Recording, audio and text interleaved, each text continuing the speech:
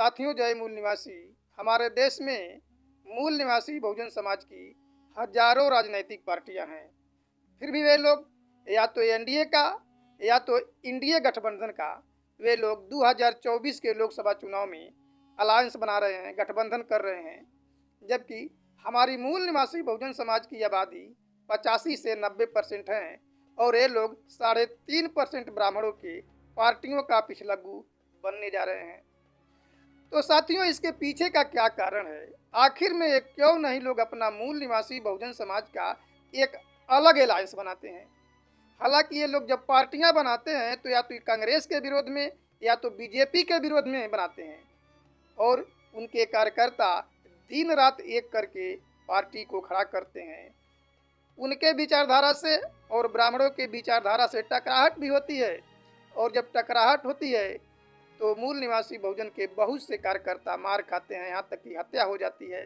लेकिन जैसे ही चुनाव आता है, यही मूल निवासी बहुजन समाज के पार्टी के लोग उसी मनुवादी ब्राह्मणवादी पार्टियों के गठबंधन का हिस्सा बन जाते हैं, यानी पिछलग्गू बन जाते हैं, उससे समझौता कर लेते हैं। आप लोगों को मालूम होगा कि समझौते से कभी आज़ादी नहीं मिलती है, आज़ादी संघर्ष से मिलती है। आखिर में ये मूल निवासी बहुजन समाज के लोग जितने भी छोटे छोटे पार्टी के लोग हैं, क्यों नहीं कांग्रेस और बीजेपी से अलग हट करके अपना गठबंधन बनाते हैं, अलायंस बनाते हैं। इन लोगों को बनाना चाहिए। वे लोग जिसके विरोध में पार्टी तैयार करते हैं उसी से समझौता कर लेते हैं और जो कार्यकर्ता है मूल निवासी बहुजन समाज के पार्टियों का, वे अपने आप को बाद में ठगा हुआ महसूस कर लेते हैं।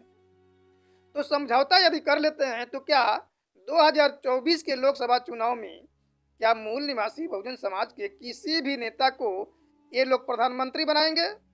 वे कभी भी प्रधानमंत्री नहीं बना सकते हैं। और यदि वो प्रधानमंत्री बना भी देते हैं तो वो स्वतंत्र रूप से काम नहीं कर सकता है, वह रबड़ और स्टैंप बन कर के रह जाएगा।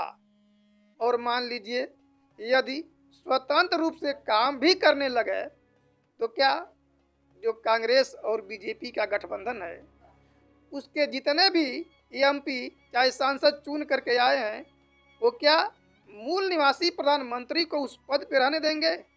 नहीं रहने देंगे, बल्कि वे लोग समर्थन वापस खींच लेंगे और जब समर्थन वापस खींच लेंगे तो सरकार भरभरा के ढह जाएगी। इसलिए जितने भी मूल निवासी बहुजन समाज के लोग हैं, उन लोगों को चाहिए कि अपना एक अलग से गठबंधन बनाया जाए। जैसे 2022 के उत्तर प्रदेश विधानसभा चुनाव में बामन मेश्राम साहब जी ने एक पहल किया था, गठबंधन बनाया था, राष्ट्रीय परिवर्तन मोर्चा। तो उसमें 37 पार्टियों के लोग, छोटे छोटे पार्टियों के लोग शामिल तो हुए, लेकिन जो राष्ट्रीय स्तर तक का स्थापित हमारे देश में मूल निवासियों की पार्टी है, वे लोग उनके साथ नहीं आए और कितने लोग तो उसमें से भी धोखा दे दिए। वे लोग कुर्सी के लालच में किसी के साथ ओसट जाते हैं और पुनः 5 साल तक जो है कि वो पद पे रह करके मलाई काटते हैं और मूल निवासी बहुजन समाज के लोगों को धोखा देने का काम करते हैं। तो इसलिए मैं यही कहूँगा कि आप लोग एक बार पहल करिए, मूल निवासी नाम का एक गठबंधन बनाइए, या तो राष्ट्रीय परिवर्तन मोर्चा के गठबंधन को आगे बढ़ाइए और मूल निवासी बहुजन समाज के लोगों को ये चाहिए कि एनडीए और इंडिया के समानांतर एक गठबंधन बना के तैयार किया जाए। क्योंकि ब्राह्मण और ब्राह्मणवादी मीडिया ये प्रचार करती है कि केवल कांग्रेस का तोड़ बीजेपी है और बीजेपी का तोड़ कांग्रेस है और कोई है नहीं। तो चूंकि ये दोनों ब्राह्मणों की पार्टियां हैं, या तो कांग्रेस आएगी तब भी ब्राह्मण शासन सत्ता में आएंगे और बीजेपी आएगी तब भी शासन सत्ता में वही लोग आएंगे। तो जब उन्हीं लोगों को आप मजबूत करेंगे तो अपने आप को कब मजबूत करेंगे?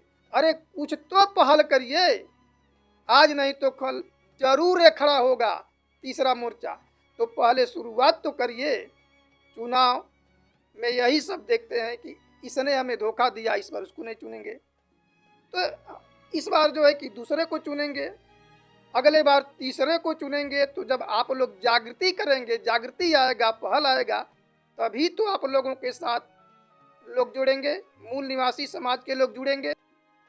तो हम चाहते हैं 2024 के चुनाव में आप लोग एक अलग से अलायंस बनाइए। आप लोग एनडीए चाहे इंडिया के गठबंधन के साथ मत जाइए, तभी मूल निवासी बहुजन समाज के लोगों को आज़ादी मिल सकती है। तो आप लोगों ने हमारी बात को ध्यानपूर्वक सुना, उसके लिए धन्यवाद।